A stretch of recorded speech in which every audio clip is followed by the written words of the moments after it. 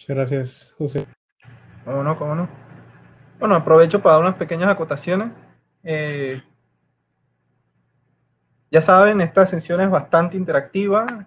Si desean compartir un tiempo con Jimmy, hablar sobre el tema y demás, pueden pedir por aquí arriba en el botón Share Audio and Video.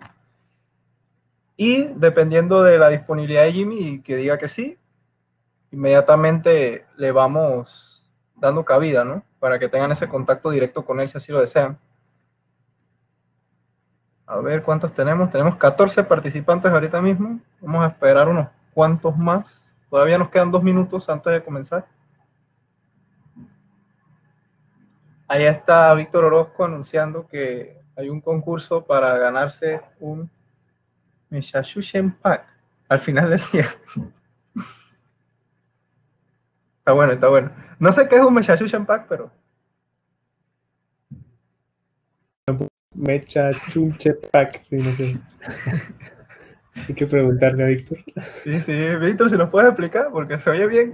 Se oye muy bien, se oye muy bien.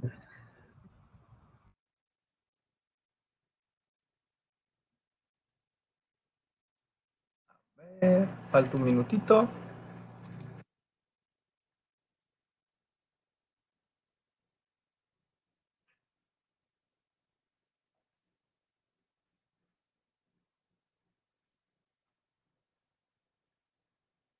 Diez, 9, 8, 7, 6, 5, 4, 3. Ok, bueno.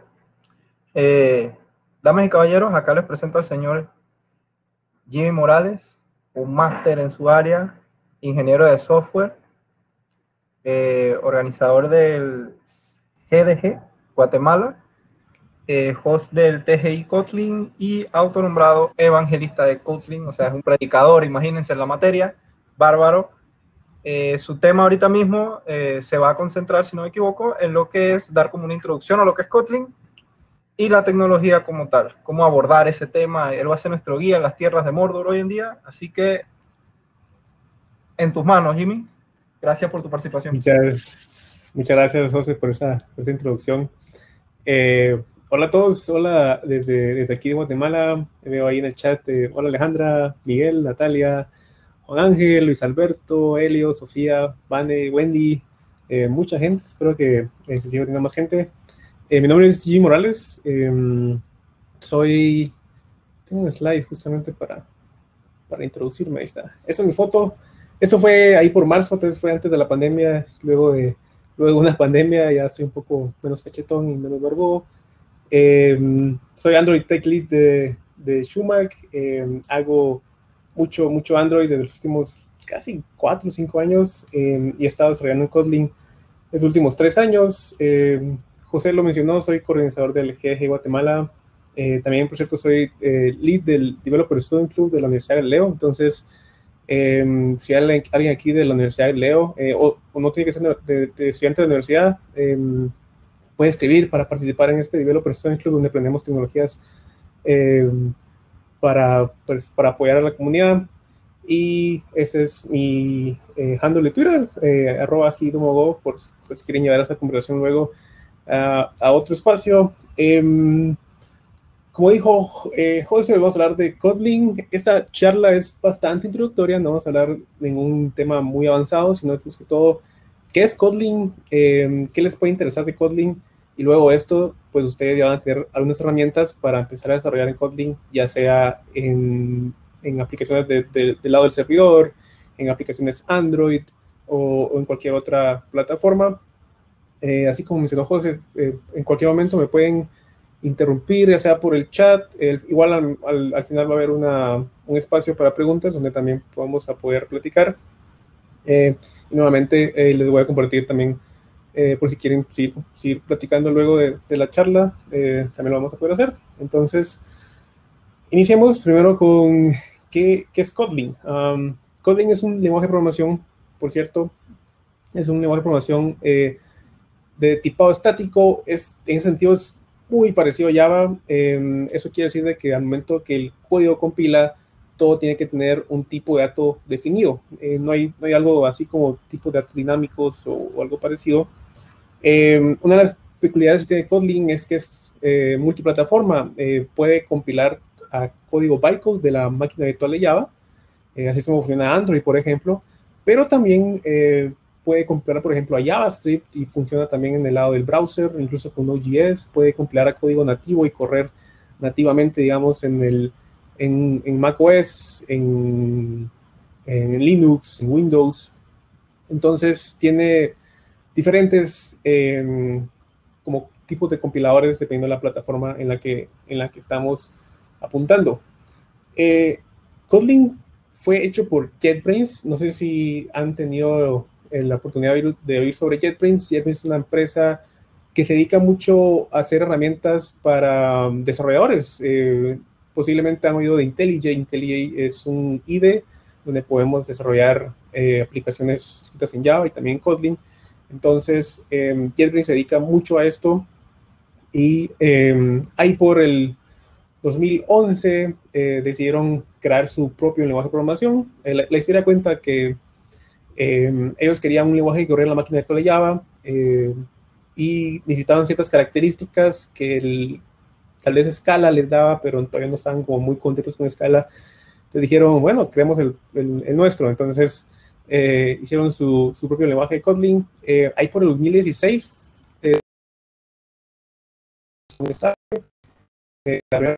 entonces imagínense, 2016, hace 4 años, es un lenguaje pues relativamente muy moderno, con muchas características que comparte con otros lenguajes, dado que como es un lenguaje muy moderno, los arquitectos de Kotlin pues fueron tomando características de otros lenguajes que les gustaban y así es como pues, fue surgiendo poco a poco Kotlin. Por cierto, si se recuerdan o si han oído Java, pues la da cuenta que el nombre proviene de una isla, la isla Java. Pues Kotlin, también el nombre proviene de una isla de Kotlin, se llama Kotlin, ahí por San Petersburgo, por Rusia. Pues los creadores de Kotlin son por esa región. Entonces hay un hecho curioso. Y ahora voy a hablar un poco más por cierto, este es el logo de JetBrains, pues si lo han visto. Y ahora voy a hablar un poco de las características que hacen a Kotlin un lenguaje de programación un poco más moderno, un poco más atractivo. Vamos a ir a ver un par de cosas. Entonces, primero conciso. Esto es algo que yo de experiencia de esto, he desarrollado casi 3 años en Kotlin y de verdad es un lenguaje muy conciso, muy pragmático, elimina mucha verbosidad por nosotros. Entonces, un ejemplo, por ejemplo, es los pollos. Si ustedes vienen del lado de Java, está este concepto de un pollo, un plain old Java object. Prácticamente es una clase donde podemos almacenar información, por ejemplo, una clase de clientes. Y generalmente un pollo nosotros queremos tener propiedades. Tenemos, o en este caso son campos, por ejemplo, el nombre, el correo, la compañía. Y para esto luego nosotros agregamos getters y setters para poder acceder a estos campos. También agregamos un método equals para poder comparar dos clientes, un método de hashcode si queremos tener estos clientes en una estructura, por ejemplo, un map o un set, un método toString para representar estos clientes en consola, por ejemplo. Bueno, tenemos que hacer todas estas cosas para una clase cliente por cada propiedad, digamos. Entonces, los arquitectos de Kotlin se dieron cuenta de esto, que en realidad es algo que se hace muy seguido en muchas aplicaciones del lado de frontend y backend, y decidieron agregar un keyword al lenguaje que se llama data. Entonces, ustedes pueden crear una data class y el compilador de Kotlin automáticamente va a agregar todos estos getters, setters, el equals, el hashcode, el toString por ustedes, y ya solo se preocupan de qué campos tiene su clase. Este es un ejemplo. Otro ejemplo es, por ejemplo, si queremos filtrar una lista de números positivos, pues tiene, por ejemplo, este método filter, y podemos ahí, recibimos un lambda, y dentro del lambda, por cada elemento podemos filtrarlo. Si lo queremos hacer esto, digamos, de otra manera podemos hacer un for, y dentro del for podemos igualmente tener otra lista, y si cumple la condición, la agregamos a esa lista, pero eso es mucha velocidad, mucho código. Y Kotlin tiene una librería estándar, que por cierto, cuando usamos Kotlin en la máquina actual de Java, está encima de la librería estándar de Java, entonces comparte muchas clases con Java. Entonces, tiene esa librería estándar que ya tiene muchos métodos, muchas funciones que hacen lógica por nosotros, por ejemplo, filtrar listas. Y por último, otro concepto, otro paradigma de programación que se usa bastante en aplicaciones del lado servidor y también frontend de, por ejemplo, Android, son los singletons. En singleton prácticamente es una clase donde queremos tener solo una instancia de esa clase. Si queremos hacer esto, por ejemplo, necesitaríamos tener una especie de método estático, luego tendríamos que manejar cómo pueden varios threads acceder a este singleton también. Entonces lleva más código, pero en este caso Kotlin, los arquitectos agregaron este keyword object. Entonces, en lugar de poner class y el nombre de la clase, ponemos object, y así le estamos diciendo al compilador de Kotlin que queremos definir un singleton. Entonces, es una clase que solo va a tener una instancia en todo el tiempo de vida. Y bueno, esos fueron unos ejemplos de un poco de lo que hace a Kotlin un lenguaje conciso. Y otra propiedad, otra característica de Kotlin que me gusta es el safe como seguridad. Y a esto me refiero a algo que pues todos hemos visto, el problema del billón de dólares, el null pointer exception. Y no es que los null pointer exceptions, bueno, sí son malos porque crashan nuestras aplicaciones, nuestros programas, pero solo lo que tenemos que saber es cómo manejarlos. Entonces, Kotlin trae ese soporte a nulabilidad. Entonces, por ejemplo, aquí estamos definiendo una variable output que es de tipo string. Si luego nosotros queremos agregar pues, asignarle a esta variable output el valor nulo, ya sea porque lo queremos o por error, Kotlin no va a compilar porque nosotros le definimos un tipo de dato de string. No es ni string nulable, sino que solo es string. Entonces no hay forma de que le asignemos un valor nulo a esta variable output. Y así nos protege el compilador de Kotlin. Esto está, por cierto, es parte del sistema de tipos de Kotlin. Prácticamente cuando ustedes definen una clase, ustedes pueden tener esa clase nula o no nula, pero tienen que hacerlo como explícito. Entonces, en este caso estamos definiendo una variable tipo output que es tipo string. Si queremos que sea tipo nulo, le podemos agregar el signo de interrogación. Entonces, en este segundo ejemplo, estamos igual una variable name, y este es tipo string, pero al agregarle el signo de interrogación, le estamos diciendo que sí puede ser nulo.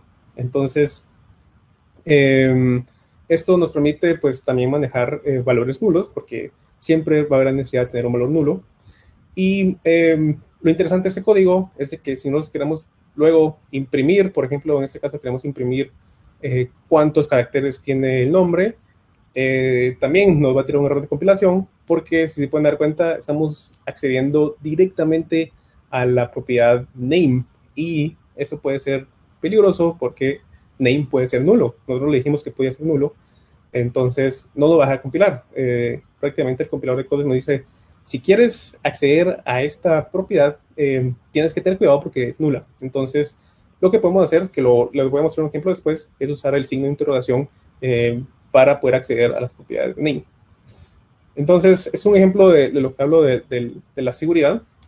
Y ahora voy a hablar también un poco de tool friendly. Como había mencionado antes, JetBrains se dedica a crear pues bastantes IDEs, bastantes herramientas para desarrolladores. Entonces, ya que ellos también crearon Kotlin, hay también bastante soporte del lado desarrollador para Kotlin. IntelliJ trae el plugin de Kotlin por defecto.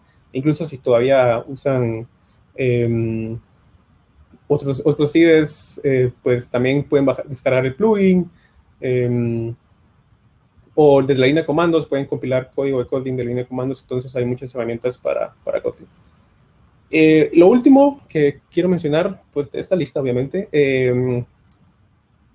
es la interoperabilidad, que es algo, en lo personal, que de las cosas que más me gusta de Kotlin, de mis cosas favoritas también, porque podemos fácilmente mezclar código Java y Kotlin. No necesariamente el mismo archivo, obviamente, pero, por ejemplo, si nosotros tenemos alguna aplicación escrita en Java y queremos, pues, nos gustó Kotlin, queremos empezar a escribir código en Kotlin, no tenemos necesidad de migrar todo el proyecto que está escrito en Java Kotlin, sino que podemos empezar a agregar clases en Kotlin y usar esas clases de Kotlin desde código Java. Podemos también usar clases que están escritas en Java desde código Kotlin, y es 100% interoperable desde el inicio. Entonces, por ejemplo, RX Java 3, si no lo oído, o RX Java es una librería más que todo para programación funcional que está escrita en Java totalmente, y aquí, como podemos ver, estamos llamándola desde Kotlin sin ningún problema. Entonces, ustedes pueden usar librerías que están escritas en Java desde Kotlin. También pueden usar librerías escritas en Kotlin desde Java. Entonces, la interoperabilidad es algo que los diseñadores de Kotlin lo pensaron desde el inicio. Algo que me gusta de este ejemplo, por ejemplo, está el from callable, recibe un single abstract method, que es un SAM, es una interfaz con un solo método, y el compilador de Kotlin traduce este SAM a un lambda para que sea como, desde el lado de Kotlin, un poco más conciso, menos verboso, solo tener las llaves. Y eso es un poco de lo que hablo también de la interoperabilidad que hay entre estos dos lenguajes. Por cierto, yo di una charla de interoperabilidad en la JConf México hace como un mes, entonces, donde hablo un poco cosas más avanzadas de este tema, porque ya sí hay cierta interoperabilidad entre los dos, pero a veces hay que, como desarrolladores, hacer un par de cosas más para que la interoperabilidad sea como que mejor, sea como más, digamos, más agradable tanto para el desarrollador Java como para el desarrollador Kotlin. Entonces, algo quería mencionar, Kotlin se habla mucho de Android porque, Google ha empujado el desarrollo de Android en Kotlin. Entonces, actualmente, pues, si desarrollan Android, probablemente ya han visto Kotlin, ya saben de Kotlin, pero también hay mucho soporte del lado del servidor. Por ejemplo, Ktor es un framework web escrito totalmente en Kotlin, muy escalable. Usa cortinas es un tema para hacer programación asíncrona en Kotlin. También está Spring soporta Kotlin. Micronaut soporta Kotlin para hacer como microservicios. Vaadin también soporta Kotlin, ese es el nombre. Cuba Platform Framework Full Stack también soporta Kotlin. Vertex, como para tener es más que todo es como un bus de eventos, también soporta Kotlin. Entonces hay bastantes ya frameworks que soportan Kotlin del lado del servidor. Entonces ahí igual les voy a compartir un enlace al final en donde pueden ir a ver todo esto. Y vamos a empezar desde lo básico, cómo hacer un programa en Kotlin. Pues es bastante sencillo, solo tienen que en un archivo escribir una función con el nombre main. Tiene que tener ese nombre main, al igual, por ejemplo, si viene del lado Java, en Java también tiene que tener una función main dentro de una función estática main dentro de una clase. Aquí ocurre lo mismo. Entonces, solo que no necesitan la clase, solo necesitan tener una función que se llama main, y ya pueden correr esto desde usando un IDE o usando la línea de comandos. Entonces, este es el mundo más básico. Y ahora sí vamos a ver un poco más de cosas interesantes, ¿no? Entonces, una función, como vimos la función main del estado interior, la forma en que declaramos parámetros es con el nombre parámetro, 2 puntos, el tipo de dato, y como le decimos a Kotlin que queremos devolver es luego de los parámetros, luego de cerrar paréntesis, 2 puntos, y qué tipo devolvemos. Entonces, y luego es muy parecido a cualquier otra función de cualquier otro lenguaje de programación. Algo interesante de esto es que Kotlin permite hacer esto. Si nosotros tenemos solo una expresión en el campo de nuestra función, podemos hacer algo que se llama single expression, que es prácticamente decir Es como si le estuviéramos asignando una expresión a nuestra función. Entonces, de esta forma, igual es como menos código, incluso hasta un poco más, no, de mi parte, un poco más leíble. Me estoy diciendo suma A de A y B es igual a A más B, ya que es una sola expresión.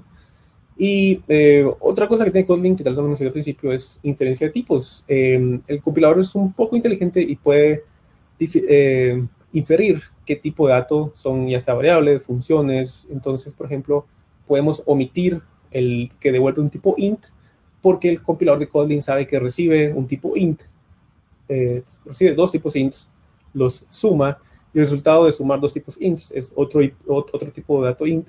Entonces, el compilador infiere que esto va a devolver un int, y no tenemos que especificarlo nosotros.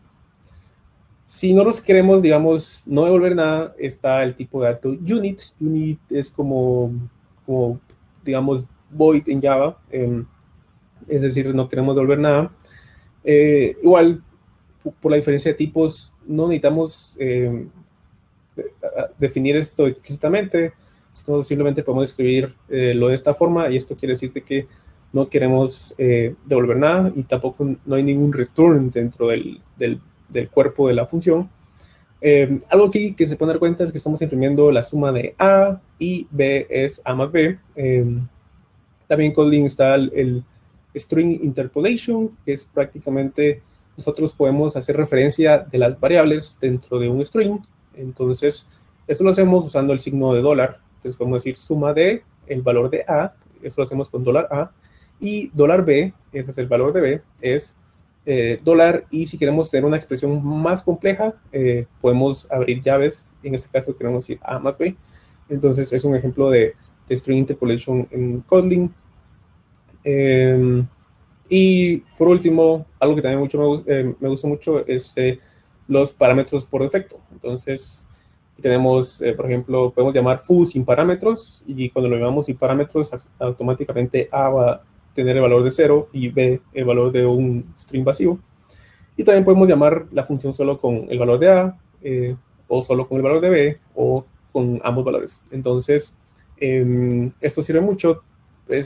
Nos permite, digamos, a veces en otro lenguaje de programación tenemos que definir hasta 3 veces la función para hacer como overload. Y en Kotlin, pues con un valor de efecto podemos hacerlo simplemente en una función. Bueno, variables es segunda parte. Aquí hay algo interesante de las variables de Kotlin que tal vez no lo hayan visto en otro lenguaje de programación, es que podemos definir variables inmutables y mutables. Entonces, si queremos definir una variable inmutable, eso quiere decir una variable que no puede cambiar. O sea, cuando la declaramos, le asignamos un valor, y luego de esto podemos usarla, pero no podemos cambiarle el valor. Entonces usamos el keyword val. Entonces, en el primer ejemplo usamos val a int igual a 1. Estamos asignando una variable a con el valor de 1. Podemos inferir el tipo, entonces podemos hacer val b igual a 2 sin definir qué tipo de dato es. Como le estamos asignando un 2 es un entero, entonces el compilador de Kotlin sabe que b va a ser de tipo entero. Y también hay algo que se llama como asignación diferida, donde tenemos que explícitamente definir el tipo, porque el compilador de Kotlin tiene que saber qué tipo de dato es la variable para luego asignársela. Si queremos definir una variable mutable, una variable que puede cambiar luego de valor, usamos el keyword var, var x igual a 5. Entonces aquí nuevamente estamos usando inferencia de tipos. Kotlin sabe que el 5 es un entero, entonces x va a ser entero, y x puede cambiar de valor. En este caso le estamos asignando al 5 1, entonces ahora el nuevo valor de x va a ser 6. Expresiones condicionales. Bueno, esto es muy parecido a cualquier otro lenguaje de programación. Es un if-else normal. La peculiaridad es que los if-else son una expresión en Kotlin. ¿Esto qué quiere decir? De que, digamos, pueden devolver un valor. Entonces, yo aquí estoy diciendo, si A es mayor a B, devuelve A. Si caso contrario, devuelve B. ¿Qué tal si yo digo, devuelve A si A es mayor a B, en caso contrario devuelve B?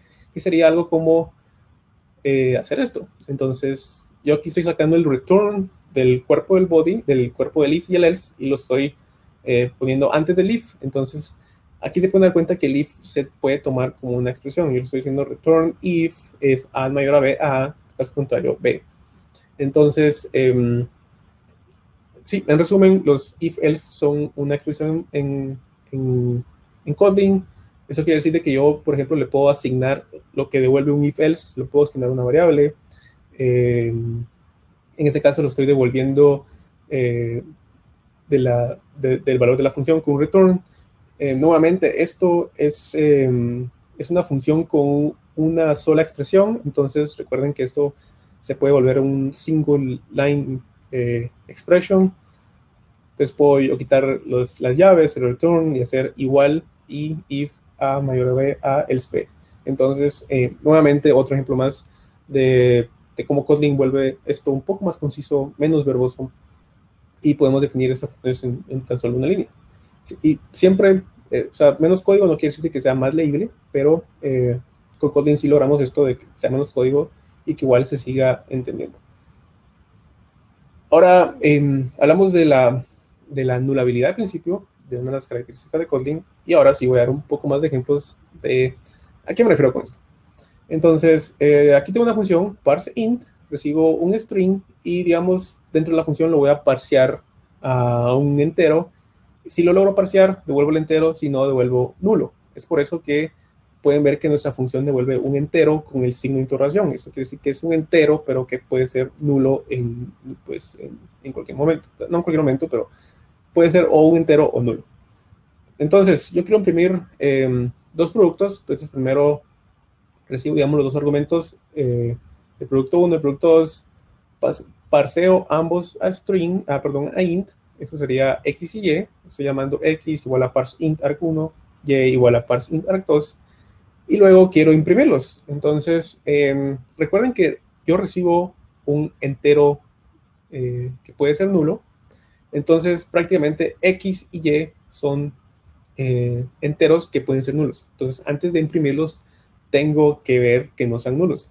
¿Qué pasa si yo intento imprimirlos sin revisar que sean nulos? El compilador de Kotlin no me va a dejar. Me va a decir, no puedo imprimir dos enteros nulos porque si uno de ellos es nulo, no sé cuál es el resultado de imprimir un número y un nulo. O sea, eso no existe. Entonces, hay que asegurarnos primero de ver que no sean nulos. En este caso, estoy verificando que x no sea igual a nulo y que y no sea igual a nulo. Automáticamente, al hacer esta verificación, el compilador Kotlin se da cuenta de cómo son propiedades inmutables, y se da cuenta están declaradas como val, son propiedades que no van a cambiar. Entonces, al primer momento de revisar que no sean nulos, luego de eso, en ese scope, digamos, el compilador de Kotlin las va a tomar como valores no nulos. Entonces, ya no necesito, digamos, poner un try catch o algo así, sino que automáticamente yo puedo imprimirlos porque ya revisé que son nulos y el compilador de Kotlin ya lo sabe. Otra forma que lo podemos ver, por ejemplo, es hacer lo contrario. Digamos, yo primero reviso si es nulo, y si es nulo, imprimo algo y regreso. Luego reviso el y, si es nulo, imprimo algo y regreso. Entonces, nuevamente, el compilador de Kotlin sabe que si x hubiera sido nulo, el flujo del programa se hubiera salido de la función, porque está el return ahí. Igualmente, si y hubiera sido nulo, el flujo del programa se hubiera salido de la función, porque está el return ahí. Entonces, al momento que llega el println, el compilador de Kotlin ya está seguro de que ni x ni y son nulos. Entonces, podemos libremente imprimir, hacer el producto entre x y y. Entonces, esto es un poco un ejemplo de que el compilador de Kotlin sí tiene como que una especie de inteligencia. Obviamente, esto no es magia, esto es trabajo del lado del compilador de Kotlin. Un poco más de cosas sobre nulabilidad. Por ejemplo, este es listFiles, es una función de la librería estándar de Kotlin. En este caso, quiero listar los archivos que hay en un directorio que se llama test. Ahora, esto puede volver una lista de archivos, pero puede ser nula. Esto en caso, por ejemplo, de que el directorio no exista. Si el directorio existe y no tiene archivos, devuelve una lista vacía, pero si el directorio no existe, va a volver nulo. Entonces, si queremos imprimir el tamaño, o sea, si queremos imprimir cuántos archivos hay, pudiéramos hacer files.size, pero como files puede ser nulo, en caso el directorio no exista, entonces tenemos que usar el signo de interrogación antes del punto. Así le estamos diciendo a Kotlin, si files no es nulo, accedamos a la propiedad size de la lista.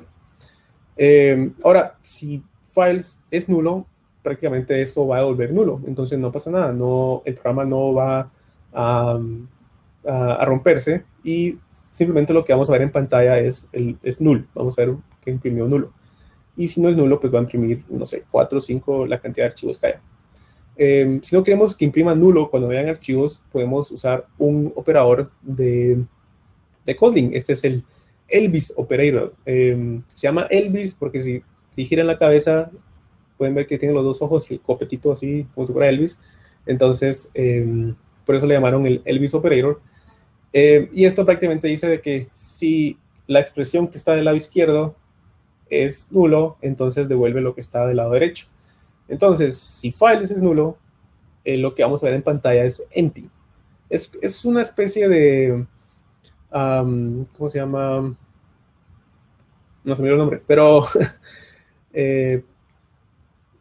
el operador el operador ternario. Es una especie de operador ternario cuando revisamos que el valor no sea nulo. Entonces hacemos, si esto no es igual a nulo, devolvamos esto. Si no, devolvamos otra cosa. Es esto, digamos, pero un poco más reducido, un poco más conciso. Entonces, es el nombre del Elvis operator.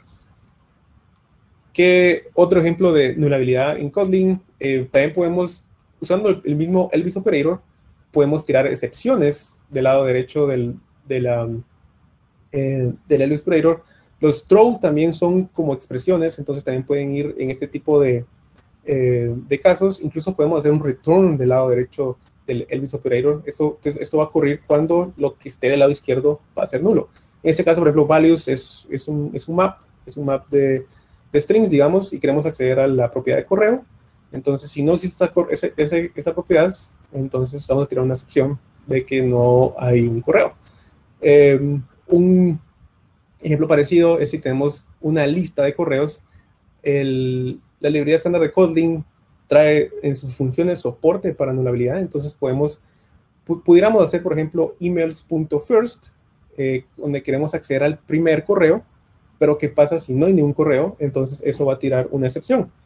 Ahora, muchas veces no queremos excepciones, queremos manejarlo nosotros. Pudiéramos hacer un try catch, pero eso es más código. Entonces podemos decirle a la lista, devuélveme el primero, y si no hay ningún elemento, devuelve nulo. Y ya con esto, pues si no devuelve nulo, podemos usar el Elvis operator para devolver, digamos, un valor. En este caso es un string vacío, pero así podemos manejar la nulabilidad usando el Elvis operator. Jimmy. Sí. Jimmy, el señor Fajri Isaías Espinosa está solicitando unirse. Sí, claro. Ahí va. Ya en breves momentos, señor Fajri, ya puede conversar. Sí, ¿me escuchan? Hola, Fajri. Sí. Buenas tardes, habla Fajri de Nicaragua. Me estoy uniendo a esta charla, me parece interesante, no espero haberme unido muy tarde. No, estamos a tiempo, ok, entonces, sí, estaba siguiendo los chats que tenía ahí José Moreno, que había puesto que nos podíamos conectar acá para hacerte cualquier intervención, cualquier pregunta, es más por eso ¿sí? Mi intervención, para saber que estamos por este lado. Muchas gracias. Ok. Gracias.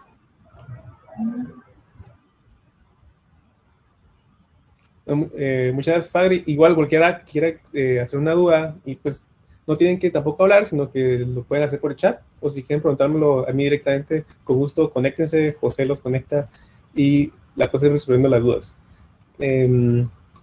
Vamos a... Ya que viendo los chats, saludos Obed, también está Franklin Escobar ahí, saludos, lo conozco. Bueno, continuemos. El tema es el chequeo de tipos que es otro tema que hacemos muy seguido. Saludos, Aristes, a Panamá. Entonces, en este ejemplo tenemos una función que se llama getStringLength. Entonces, el nombre lo dice, queremos recibir un objeto y si es un string, devolver cuántos caracteres tiene. Entonces, en este caso tenemos que hacer un tipo de chequeo de instancia. Por cierto, el parámetro es de tipo any. Any es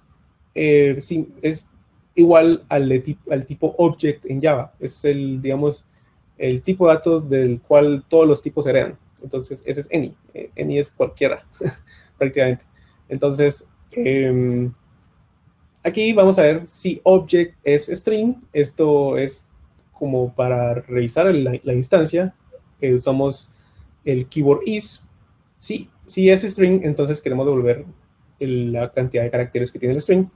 Y esto lo hacemos con el is. Ahora, si poner cuenta, hizo el casteo automático. Luego de que revisamos de que el object sea string, no tenemos que castearlo a un string, sino que el compilador lo castea automáticamente.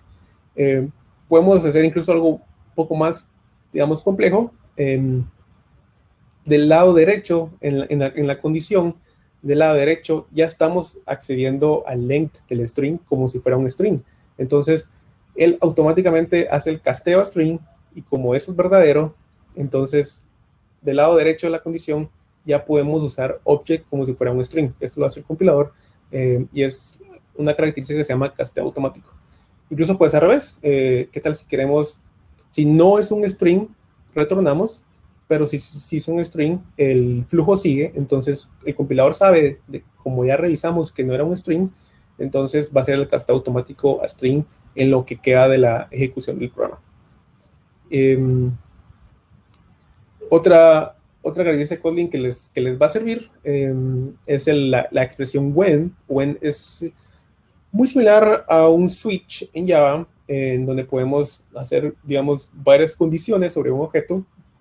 En este caso, digamos, recibimos nuevamente un objeto any y prácticamente es hacer when dentro del paréntesis del objeto y luego podemos agregar nuestras condiciones. Por ejemplo, podemos ver si el objeto es igual a 1, devolvemos 1. Si el objeto es igual a hello, devolvemos greeting.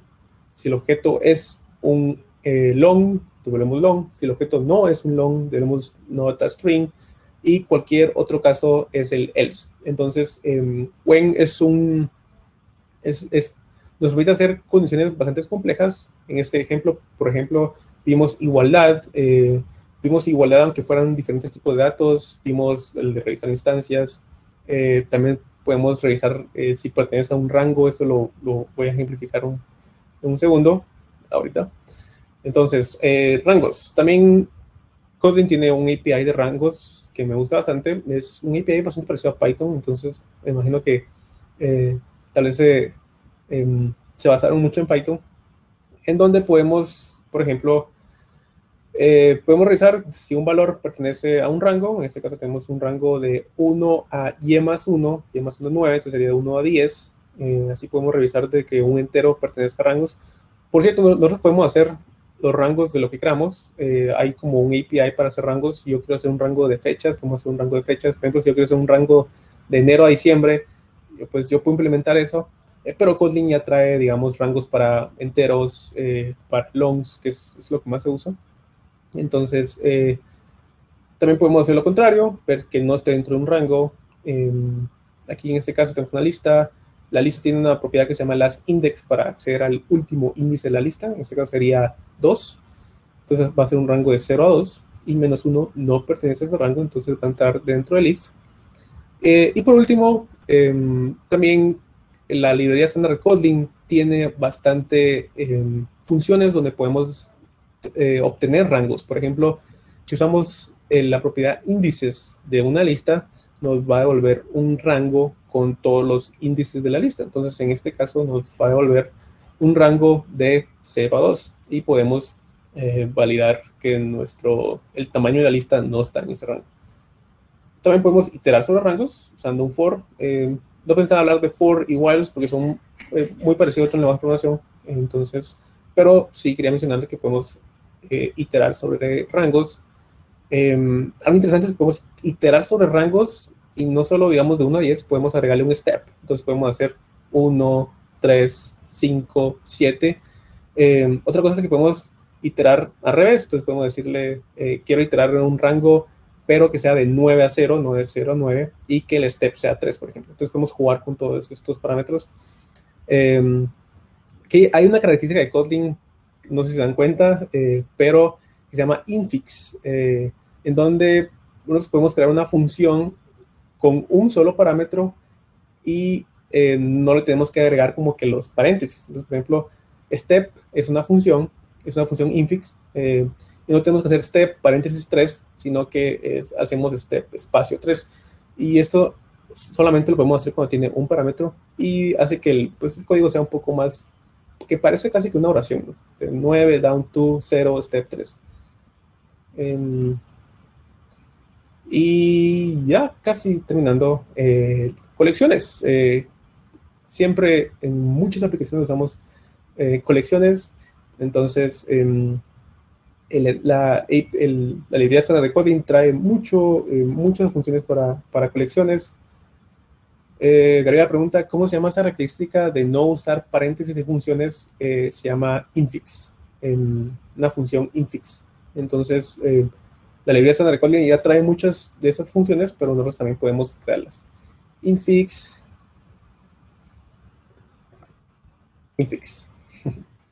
No hay problema.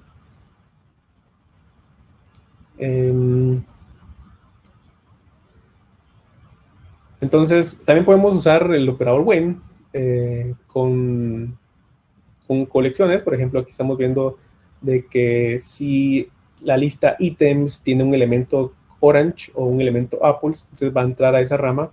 Por cierto, algo que no mencioné el when es que no necesitamos un break. Cuando el flujo entra o sea, cuando una condición es verdadera y el flujo del programa entra a esa rama, automáticamente luego de haberse entrado a esa rama se sale de todo el when. Entonces no hay que poner break en caso, o sea, no sucede lo que sucede, por ejemplo, en el suite de Java, que va a ejecutar el siguiente a menos que pongamos break. Solo quería mencionar eso. Y por último, también mencionar de que tiene muchas, la librería estándar de Kotlin ya trae muchas funciones para colecciones. Por ejemplo, en este caso tenemos una lista de frutas, banano, aguacate, manzana, kiwi, y podemos, por ejemplo, filtrarlas, filtrar todas las frutas que empiecen con A, luego ordenarlas, luego a cada una convertirla a uppercase y por cada una imprimir la fruta. Entonces, se pueden dar cuenta, en 5 líneas en realidad logramos hacer bastantes operaciones en esa lista. Y hay muchas cosas más, de las cuales puedo seguir hablando, pero creo que no me da el tiempo. Pero recuerden que hay un espacio, luego incluso podemos, si quieren seguir conversando de Kotlin, con mucho gusto, o quieren como un poco de guía de qué seguir. Aquí pregunta Ricardo, ¿no es necesario poner el step negativo en el for down to? No, el step es, digamos, un número positivo, es solamente cuánto querés, vamos a rezar eso, repito, o sea, solamente cuánto querés que sea cada iteración, cuánto querés avanzar. Entonces, la forma en que decimos de que sea para abajo es con el down to. Entonces, 9, down to 0, estamos diciendo que vaya para abajo, y step es 3, entonces va a decir 9, 6, 3. En este caso, por ejemplo, con los 2 puntos estamos diciendo que sea para arriba, digamos, 1 a 10, y step 2 es solo cuánto va a avanzar en cada iteración. En este caso es 1, 3, 5, 7. Muy similar a Python, sí. Y bueno, más cosas que pueden grabar en su tiempo libre o cuando les den como más ganas de seguir aprendiendo Kotlin. Las extension functions, pues podemos extender la funcionalidad de una clase. Digamos, una clase puede ser una clase de una librería, una clase que no nos pertenezca, o una clase incluso de nuestro propio código. Podemos agregar una función que pareciera que es parte de la clase, pero en realidad nosotros la definimos afuera. Entonces es una extension function. Es una característica que hay en otros lenguajes de programación. Por ejemplo, C# tiene extension functions, Swift tiene extension functions. Brandon pregunta, ¿son closures? No, las closures es algo parecido a ver, está por acá. Y aquí, por acá. El closure es algo parecido a, por ejemplo, si miran el último for each, esas llaves es un parámetro, es un lambda. Entonces, en Kotlin, cuando el último parámetro de la función es un lambda, nosotros podemos sacar ese lambda de los paréntesis, y si ya no hay otros parámetros, podemos quitar los paréntesis. Entonces, y así, entonces eso en Kotlin le decimos un closure, que es como un lambda que pertenece a la función, pero está fuera de los parámetros. Entonces, es un poco ese término. Entonces, for each es una función, solo que como recibe un lambda de parámetro, podemos quitar los paréntesis y solo poner el lambda. Así. Igual map, igual sort by, igual filter. Entonces, otra cosa, si se recuerda, mencioné que el if-else era una expresión, igual el try-catch también es una expresión. Entonces, por ejemplo, podemos asignarle el valor que devuelva un try-catch a una variable, algo así como lo que hicimos con un if-else. Solo tenemos que devolver algo en el try, algo en el catch, y en caso no haya ninguna excepción, va a devolver el valor de try, sino lo del catch. Entonces, muy parecido al if-else, digamos. Las data classes lo mencioné cuando vimos un poco lo del conciso, lo de ser un lenguaje más conciso, pero pues hay un par de cosas más que hablar ahí, pero nos permite tener clases que almacenan información de manera pues, menos verbosa. Las seal classes, estas son clases, digamos, mucha gente le llama un enum con superpoderes, otra gente le llama como abstract classes con superpoderes, pero también es otro concepto que lo trae Kotlin, que pudiera ser solamente una charla de decir clases, porque hay varias cosas que se pueden hacer con eso. También delegación, podemos a una propiedad delegarle los getters y setters, eso también es un tema un poco más avanzado. Corrutinas es la forma en que hacemos programación asíncrona. No necesitamos tener como callbacks, sino que parece código síncrono, pero en realidad es código que está ejecutándose en varios threads. Secuencias es también una forma de, digamos, de iterar sobre colecciones, pero las secuencias son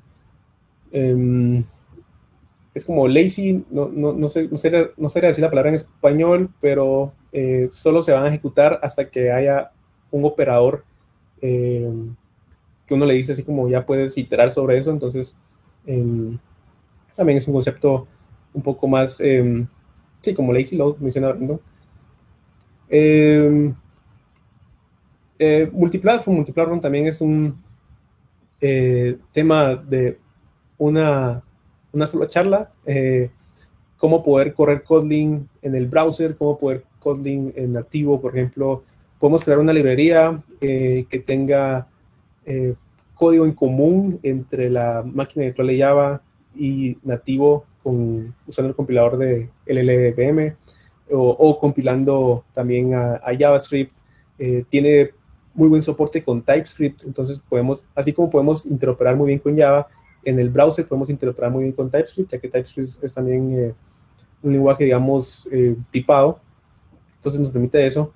Entonces también es un tema, pero se los menciono para que si les interesa, ustedes pueden ir a leerlo. Y también pueden tener scripts de Kotlin, muy parecido a tal vez como si fuera Python, pero sí, muy parecido. Pueden escribir scripts de Kotlin y correrlos como si fuera un script. Esto más que todo lo he visto en Mac y Linux, aún no lo he visto en Windows, pero es un tema interesante. No, información. Por cierto, les puedo compartir las slides en un segundo en el chat para que puedan acceder a estos links. Listo. Entonces, pero igual se lo voy a decir, el primer link es el link de Kotlin. Entonces, hay mucha información. Incluso cuando ustedes entran, pueden ver que una vez les tira para qué quieren usar Kotlin. Si lo quieren usar en Android, pues vayan a este lado. Si lo quieren usar en server, en Spring, vayan a ver esto. Entonces, ahí se pueden orientar muy bien dependiendo pues, cómo lo quieran usar. También está el link de Kotlin for Server-Side, donde incluso mencionan como qué empresa está usando Kotlin en sus backend, que son empresas grandes. Adobe usa Kotlin, Expedia, JetBrains usa obviamente Kotlin. Kotlin Cons es mi lugar favorito para aprender Kotlin, se lo recomiendo bastante. Es una especie de... tiene como cierta interactividad, entonces les deja un ejercicio y tienen que como que solucionarlo usando Kotlin, y obviamente les va diciendo como qué características pueden usar. Es bastante genial, se lo recomiendo. Kotlin Cons, lo pueden googlear también. Por cierto, si vienen del lado de Java, recomiendo Kotlin Cons para aprender Kotlin. Les va a ser, van a sentir muy fácil. Y también hay una serie de videos en YouTube que se llama Kotlin Vocabulary, muy buenos. Explican, duran como 5 minutos o de 5 a 10 minutos lo más, que explican como diferentes keywords del lenguaje. Incluso algunos van como que a bajo nivel, cómo compila el código, cómo funciona esa magia, digamos, que a veces no nos vemos. Entonces les recomiendo esos 4 recursos. Y también pues siempre me pueden podemos conversar. Ahí les compartí mi Twitter, Hiromo, para poder platicar o cualquier duda que tengan. Y pues esto ha sido, la verdad, un verdadero gusto. No sé si alguien tiene una duda, tenemos un espacio para cualquier tipo de pregunta que tengan. Y bueno, muchas gracias. Si alguien tiene dudas o algo por el estilo, es libre de conectarse o simplemente lanzar la pregunta por acá, por el chat. Vamos a ver. Sí, pasó muy rápido. De veras que sí.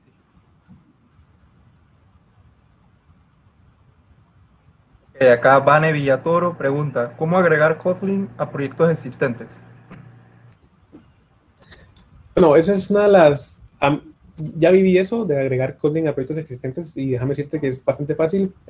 Si tu proyecto existente, por ejemplo, está escrito en Java, la interoperabilidad es casi al 100. Entonces, puedes literalmente escribir tu clase en Kotlin y automáticamente puedes llamarla de Java sin ningún problema. Entonces,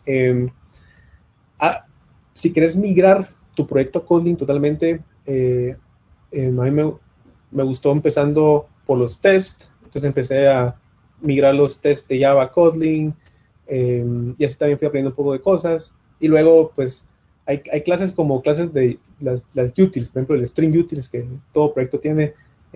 Pues puedes empezar a migrar eso también. Pero si tienes lógica en Java que funciona y pues no hay necesidad de cambiarla, puedes trabajar muy bien con Kotlin. Pregunta Alejandra Marjorie, ¿cuál crees que sea el futuro de Kotlin? Bueno, yo lo veo muy prometedor. Obviamente no sé como que dentro de Kotlin para ver como qué planes tienen, pero ellos son muy abiertos también, entonces los comparten, tienen un roadmap. Kotlin este año inició como algo muy parecido a Java, que es lo de lanzar releases cada 6 meses. Es un poco diferente porque ellos lo hacen creo que cada 3 y cada 9 hacen un major version, algo así, pero es un lenguaje que a pesar de que es moderno, sigue evolucionando. También el hecho de que apunte a varias plataformas abre la posibilidad de reusar tu lógica. Entonces tiene ese soporte de Kotlin Multiplatform en donde puedes escribir Kotlin una sola vez y va a crear código para la máquina virtual de Java, código nativo. Entonces esto está llamando mucho atención. En el lado de móvil se está usando bastante, entonces puedes tener una librería escrita en Kotlin que se ejecute tanto en iOS como en Android. Entonces, yo ahora creo que lo veo muy prometedor. Incluso las estadísticas de Kotlin, por ejemplo, hay varias encuestas famosas. Está la de Stack Overflow, está la de GitHub, entonces, donde prácticamente son encuestas a desarrolladores donde dicen qué hacen, qué programan, y Kotlin está como entre en el top 5 de los lenguajes que más llaman la atención. Entonces, habla mucho del lenguaje, y la comunidad también es bastante genial. Me da risa porque hace unos años me recuerdo que la única forma en la que alguien tocaba Kotlin era dando clic por error en el botón que decía haz tu proyecto con Kotlin en Android Studio. No sé si Sí. Era la única forma, y ahora o sea, todo el mundo ya lo está usando y uno como que se arrepiente de no haber seguido ahí. Sí, en el 2017 fue que Google dijo, ahora soportamos Kotlin, y ahí quedó. Entonces todos sabíamos de que podíamos usar Kotlin, pero pues teníamos todo en Java, entonces todo bien. Y luego en el 2018 fue que dijo, ahora nosotros Google recomendamos usar Kotlin, y poco a poco fueron como que medio obligando, porque fueron así como, ya cuando creabas un proyecto ya estaba lo del Kotlin marcado ahí, entonces ya no tenías que marcarlo, sino que ya estaba marcado. Entonces un poco eso. Acá Luis Pirir pregunta, gracias, ¿estará compartiendo la charla en algún CDN de video? Bueno, al señor Jimmy le estarán pasando el video. Queda a discreción de él si lo comparte por alguna de sus redes o algo por el estilo. Sí, con gusto lo comparto. Ahí lo subo a YouTube y lo comparto en Twitter para que estén en 2019 y sabes a ver tu feed. Pregunta también, preguntaron, ¿cómo ves Kotlin Native? Pregunta también Luis Pirir. Sí, Kotlin Native. Este año hubo mucho avance en Kotlin Native. Ya incluso bastantes plugins, por ejemplo, Kotlin Native se está usando más que para plataformas como Windows, Linux, más para el desarrollo móvil, por ejemplo, Android y iOS. Por ejemplo, iOS corre nativo, entonces este año lanzaron plugins para Android, donde ya te permite, digamos, hasta correr el código una vez al simulador de iOS, al dispositivo iOS. Igual si estás en Xcode, ya hay plugins que te permiten ver el código Kotlin, correrlo también. Entonces es algo que está creciendo bastante. Quiero decirte que todavía no está estable, está en una especie de versión alfa, pero ya hay muchas compañías que lo están usando en producción. Entonces ya dice algo de Kotlin Native. Josué Coreas pregunta, ¿cuáles son las limitaciones o dificultades que se presentan a la hora de utilizar Kotlin en nuestro proyecto? Recuerden que pueden entrar a la charla en cualquier momento, dándole share a un video, si desean compartir o discutir directamente con Jimmy.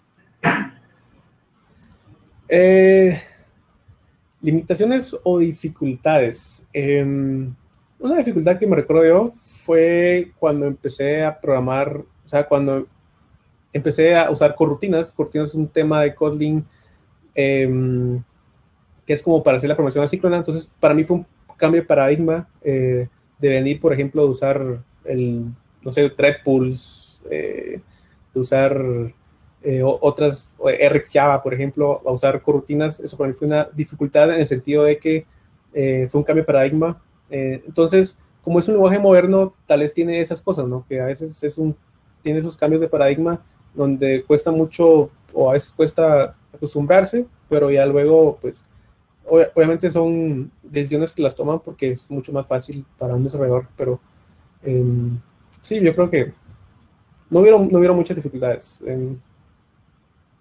Que ahora recuerdo. Obed Sai pregunta, ¿cómo ves Kotlin Jetpack Composer? Kotlin, sí, por cierto, bueno, en Android, si uno quiere hacer una vista, tiene que usar un archivo XML, y luego desde Kotlin ya uno puede modificar esa vista. Entonces, digamos, si ustedes han usado React es una forma, React es proyectos web, pero tienen un paradigma declarativo donde ustedes con React pueden definir cómo se va a ver su vista en todo momento. Entonces, hola Luis Alberto. Entonces, los desarrolladores de Google están creando esta librería, se llama Jetpack Compose, que prácticamente es usar Kotlin de manera declarativa para definir nuestras vistas. Entonces, eso obviamente eso va a ser el futuro de Android en el sentido del UI. Hay mucha emoción al respecto porque trabajar con XML es un dolor. Y esto va a ser todo más fácil. Entonces, lo veo muy bien, lo veo, ya hay bastante documentación, ya hay bastante recursos, todavía no está estable, todavía no hay que usarlo en producción, pero solo es como tener un poco de paciencia ahí. Jimmy, aquí uniéndome para compartir, hablando con respecto a Jetpack Compose, también sacaron la versión para poder escribir aplicaciones desktop, o mejor dicho, de escritorio, utilizando Compose Desktop. Pues está en versiones beta, digamos, pero es algo que te va a permitir, si tu aplicación está completamente escrita en Android, con Jetpack Compose, poderse traducir a una aplicación de escritorio sin hacer mucho esfuerzo. Obviamente hay interoperabilidad con Swing, los componentes de Swing, digamos, que corresponden a Java, pero no así tanto soporte con los que son componibles, pues. Pero digamos que es una excelente opción y aparte, pues, ya tenés, cuando tenés Compose, tenés Material Design, tenés los componentes que puedes ocupar dentro de lo que está, dentro de lo que es el Compose como tal, el mecanismo de estados que tenés, etcétera, pues, y el poder escribir como que fuera un DSL, entonces te permite escribir aplicaciones de escritorio totalmente más ágil, más rápido, más vistosa y eliminando toda la verbosidad que tenemos al escribir aplicaciones en Java utilizando Swing, pues en este caso. Entonces, y tomando en cuenta de que Swing pues no tiene soporte, de hecho yo no creo que no he visto ningún soporte a Swing en muchos años, entonces para mí esto de Compose Desktop viene siendo como algo, como un boom para los que escriben aplicaciones de escritorio y Sí. el apartado de Android, sobre todo. Sí, muchas gracias. Yo mencioné justamente lo de Android, pero Jetpack Compose es, o sea, en sí el core de Jetpack Compose está libre de plataforma, digamos, no depende de Android. Entonces, el equipo de JetBrains tuvo la oportunidad justamente de hacer lo que mencionaste, el Jetpack Compose for Desktop, que están comprometidos a seguirlo desarrollando, ya lanzaron un par de versiones más, igual siguen alfa, igual que la versión de Android, pero yo espero en un momento saquen algo para web también. Obviamente es mucho trabajo, pero sí, eso es algo que se ve muy bien a futuro, digamos. Jimmy, Escribir UIs con Kotlin. ¿Sí? Jimmy, se nos acabó el tiempo acá. No sé cómo estés de agenda para trasladarte a la sala de sesión 1, porque Natalia Villatoro tiene una cuestión ahí que resolver. No sé si... Sí, claro. ¿Puedo trasladarse? Okay. Natalia Villatoro Sorto, su pregunta va a estar respondiéndose en a la sala abierta de sesiones abierta 1. Muchas gracias a todos y buen día. Sigan viendo la JConf, está increíble. Muchas gracias, Jimmy. Yes.